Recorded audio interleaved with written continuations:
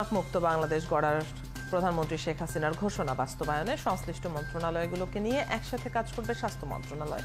তামাকজাত দ্রব্য নিয়ন্ত্রণ আইনের সংশোধনী প্রস্তাব মন্ত্রিসভায় তোলার প্রক্রিয়া অব্যাহত রয়েছে বলে জানান স্বাস্থ্যমন্ত্রী ডাক্তার সামন্তলাল সেন। সকালে বিশ্ব তামাক মুক্ত দিবস উপলক্ষে স্বাস্থ্যমন্ত্রী একথা বলেন। তামাক নিয়ন্ত্রণে সাংবাদিকতা সহ বিভিন্ন অঙ্গনের অবদানের জন্য ভোরের কাগজের সেবিকা দেবনাথ ও ইন্ডিপেন্ডেন্ট টিভির সাংবাদিক রুহুল আমিন, বেসরকারি গবেষণা সংস্থা TCRC সহ বেশ কয়েকজন ব্যক্তি ও প্রতিষ্ঠানকে জাতীয় তামাক নিয়ন্ত্রণ সম্মাননা দেয়া হয়। বিশ্ব তামাক মুক্ত দিবসের এবারের প্রতিপাদ্য তামাক কোম্পানির হস্তক্ষেপ প্রতিহত করি, শিশুদের সুরক্ষা নিশ্চিত করি।